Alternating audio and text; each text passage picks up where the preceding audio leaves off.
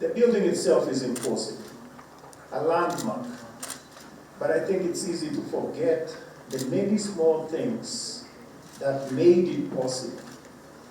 These include, for instance, the monthly contributions of all the CBK staff. It's small, it's monthly, but it builds into such an imposing building. Also the careful investments that have been made by the pension fund under the watchful eye of the Retirement Benefits Authority and of course the Central Bank Board. The architects, the engineers, the contractors, and Your Excellency, you met some of them, most of them below 40.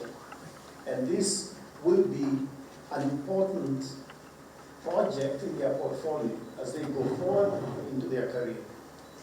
All of them have contributed in a small way to the imposing building that now we are very proud of, and you welcome. I think we also need to thank other people that have helped us. As we all know, we cannot do something as important as imposing as this on our own. And I think we need to, in particular, mention the NMS, the Metropolitan Government General is here. Thank you very much for the support you have given us, and you continue to do this.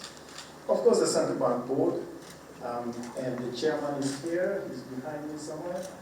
There he is, and of course the deputy governor also does. But the other members of the board that are present here with us. At the same time, it's important to flag the important and diligent work, the important service that all CBK staff have contributed. And we are indebted to them.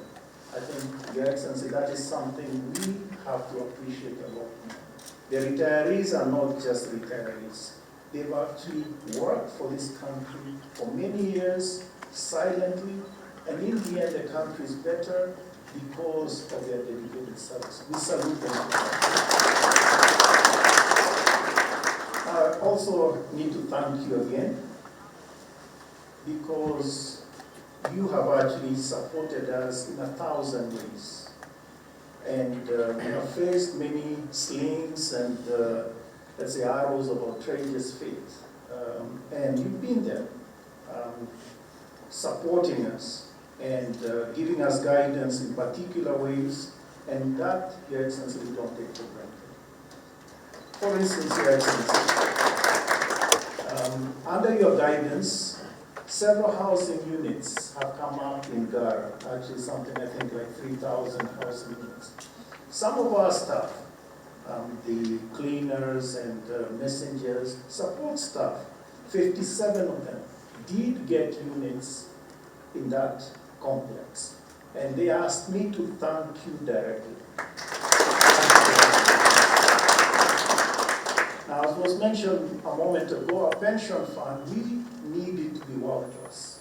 And there are many things that we have done which sets us along that path, but a journey, it takes many steps. But it is important to appreciate that it's world-class in many ways, and I'll only mention some of the elements that we've been doing. For instance, Your Excellency, upon retirement, and a particular retiree is, let's say, getting their lump sum, they will get that within 3 days. And that is a target that the fund has. So none of this business of, mwezi mbili tatu nne, and never. 3 days is the target that we have. At the same time, the payments always go by the 25th of every month, every single month. And if there are any questions, they have to be answered within 24 hours. These are high bars, but that's really what it means to work. I'm very proud that the staff of the pension fund, because they have understood the reason for setting that high bar and have worked towards it. Finally, Your Excellency, I want to tell a story. I think I'm a good storyteller. A few years ago, and I've told this story in various occasions, but I go back to it many times. A few years ago, I was in Arusha on an East African community meeting. And there was this minister from a neighboring country, much older, and we kind of walked around together during the 2 or 3 days we were there. And at one point, we were walking, and then he told me this story.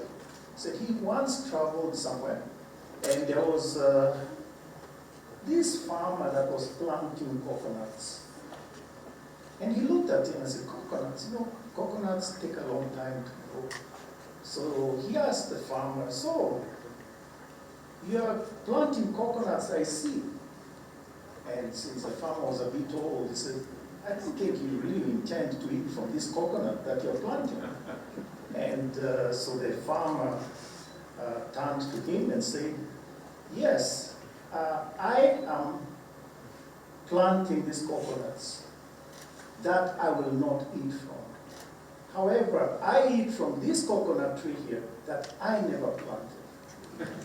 So the man turned to me at that point, and the old gentleman, and said, our country, our society is at its best when we plant coconuts that we know we will not eat from, but others will eat from. Your Excellency, we are planting coconuts.